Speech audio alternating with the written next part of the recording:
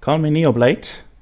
And this is Bronx to Masters, and with me is Varen. Hi, Varen. Hey, today we're looking at a Staircase Step 4 game. It's a PvZ on, what is this map called again? Acropolis, right? Acropolis. Yep. And yeah, as always, we're playing Nexus first. And I'm doing a Pylon Scout. I'm doing a Pylon Scout in every matchup, basically. Because with Nexus first, you really want to know if there is something coming up. And the first scouting step against Zerg is basically always to see whether they expanded. And if you see a hedge this early, it means that they've gone hedge first, so there can't be any pool, any early pool at least. And you're safe to just resume your build, basically. So yeah, hence I went for Nexus first here, and then into Gateway Forge, which is what I always do in every matchup right now. Okay, yeah, I understand. I built a forge. I built it a little bit different. I built the first pylon on the low ground, and then wall there, because if I see an early pool, I build the forge right away, and then wall, and the Zergs cannot penetrate the wall, and yeah. This is how I would do normally as well, but you have to keep in mind that this was a random player, so I didn't know what I was going to play against. Okay. And I think it's a really bad idea to build a low ground wall against a Protoss Terran. In most cases. So, on the other hand, I told Varen about Adel Scott. Doesn't matter, but I always build in PvP the wall at the low ground because I attack so early. And then I can, and I have more experience in a low ground wall, and then I can block his adepts with just one pylon, which would be, if I have practice, no problem on the high ground as well. But right now it's not punished. Yeah, it's not. I mean, we saw the hedge first, right? So there weren't any imminent link floods. I'm just scouting with my 3 zealots. I see that he has a couple roaches and some queens. I didn't get to see the third base, unfortunately. That would have been nice, but that was just a mistake on my part.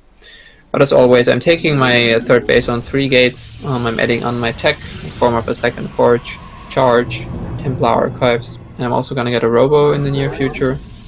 And yeah. I like to go up from 2 directly to 6 gases, so basically once my third is about to finish, I add 4 gases. Okay. And then fill all of them, so I have enough gas for double upgrades and Archon production. Because Archons are really just amazing in PvZ. Would it be a problem to play the next games with 17 workers, or is this for your brain too much to remember? I can try. I mean, it's not the most difficult task, right? But I might miss some. I might miss it sometimes because I'm just so used to 16 workers. But if you want to, I can try 17. But on the other hand, if someone does not play it right, I've seen a lot of times people use 16 workers in the lower leagues, but there are sometimes the probes or the AI of the probes does not realize, okay, there is a near mineral field with only 1 probe, and a far away mineral field is with 3. The AI does not always get that, so right, yeah. You have to check it. Of course, you will see it right away because you have a lot of practice. But yeah, okay. Let's get back to the game. You now are fully saturated on 3 bases with 66 workers. Yep. I scouted that there was a roach ling attack incoming, so I just built units right away, added a cannon and a shield battery at my third base. And I just chrono boosting my upgrades, basically. His army is not very strong, especially since he doesn't have any upgrades. Except for link speed, obviously, but I have charge and 1-1 and +2 attack to finish. And +2 attack is actually very big in PvZ. Because if you have, actually it doesn't really matter right here, but as long as you have 1 more attack upgrade than your opponent does armor upgrades, then you're always going to 2-shot Zerglings with Zealots instead of 3-shotting them, which makes a huge difference in larger scale fights. But yeah, right here we basically just counterattack, and he's unable to defend it.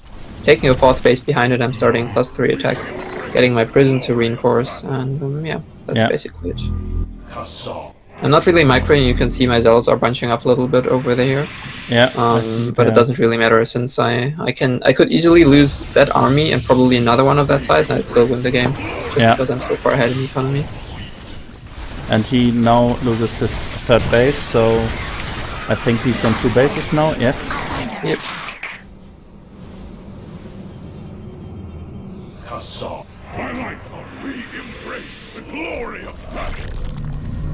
Where's I'm the taking prison? big ass. The prison is the prison is moving. down there. Yeah, yeah, I see.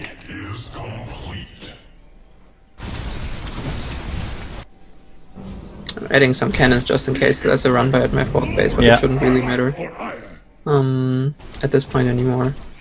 And yeah, I'm just I nearly lost the game against I did not scout battle cruisers, but he was so kind to fly his battle cruisers in one of the bases with 8 cannons, because I knew he was on 2 bases for a long time and had 3 tanks and 3 bunkers, so I did not attack there, but it was a bad decision on my part not to scout his 3rd base, which he built hidden, and it's no problem. I've learned a lot from you with the observers and pylon placement, and now I have I divide the map in 2 halves, and he cannot cross the map, but he built a hidden base on his side of the map, and I only scouted his normal 3rd, not his 4th or 5th base, and I killed his complete army. I was maxed, but I lost 110 supply, and yeah, then I hoped, okay, Archons and Stalkers will hopefully kill 4 BCs, and yeah, they did. They did, yeah. But it's I was a little bit afraid then, because my bank from 2,000 minerals, because I was maxed, was instantly spent in Stalkers and Archons. Okay. Right. I'm sorry guys for this short story. This was a very straight up game. We'll watch the fight again. I don't think it was close, because as you said, your 2 upgrades. So let's see.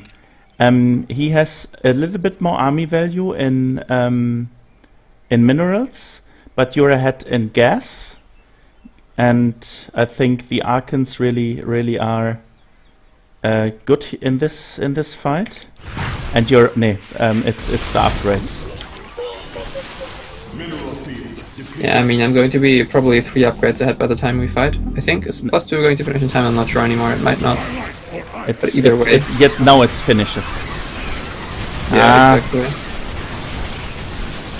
I mean, technically, the fact that I have Defender's advantage, and I mean, like, double the economy of his, it just means that even, like, I have a little less army value, sure, but Archons are infinitely more valuable than Roach Ravager, because they scale very well to the late game as well. And I can just trade out Zealots all day, and since he doesn't have the very good economy, he can't afford to do this, really. Yeah. Totally agree. No. It was the upgrades, and even though the mineral value was not as much as his, the upgrade advantage, 1-1 upgrade advantage to 0-0 was enough to decide the fight easily. Okay. Yeah, I really agree. Thank you very much. Thank you, Varen. Thank you guys for listening, and we see you guys in the next part. Bye bye.